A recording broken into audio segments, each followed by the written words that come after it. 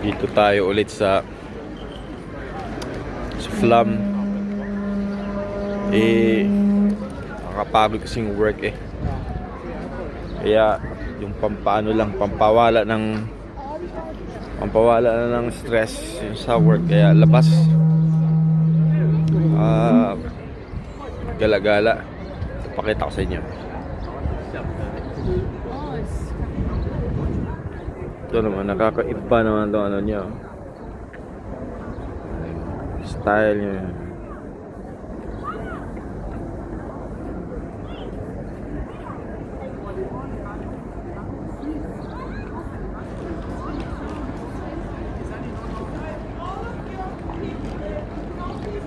Alors la prochaine chanson s'appelle Taux tuyau caisse.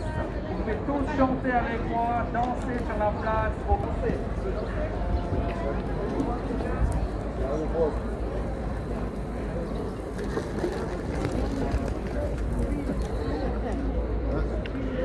Ganda ng mga bundok dito, sobrang tirik eh. Nung dati, mga 1 month ago, yung area na yan, puno ng snow yan nung 1 month ago eh.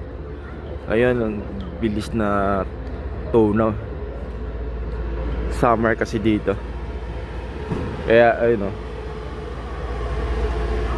yung train nila dito, local transport lang.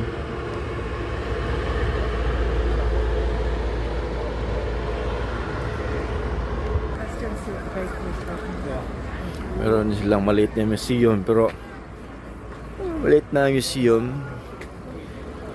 na nag-showcase ng mga history ng Scandinavia, Norway. Pero mostly niyan sa loob niyan puro mga souvenirs.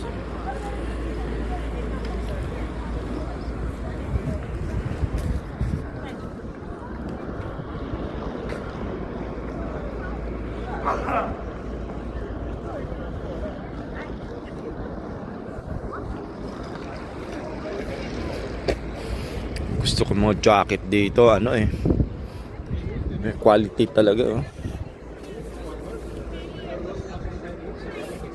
Gusto ko yung mga jacket, may quality talaga. Mga price na sa mga ano lang. Ito nasa mga 549 crowns, nasa mga ano lang to eh, $50, $60 na gano'n. So may quality pero medyo hindi naman gaano kamahal.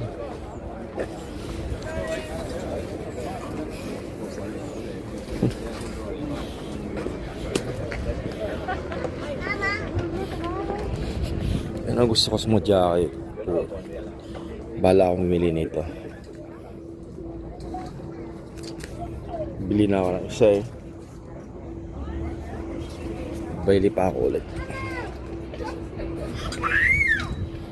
Ganda.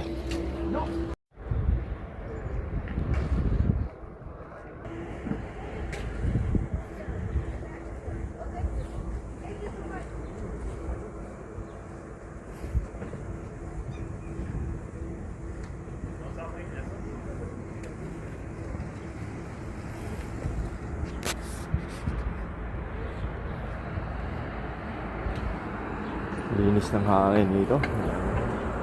Presko.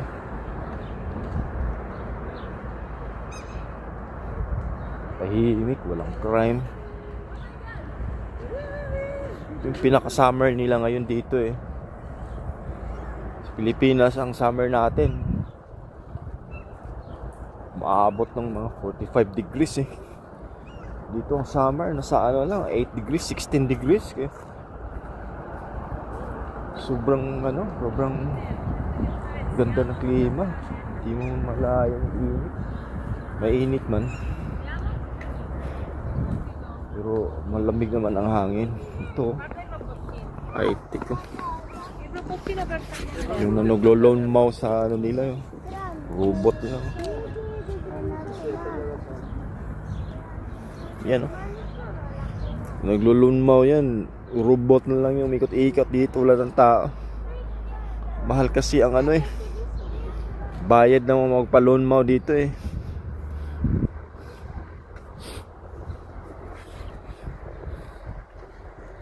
Mahal. Sarap nirahan dito.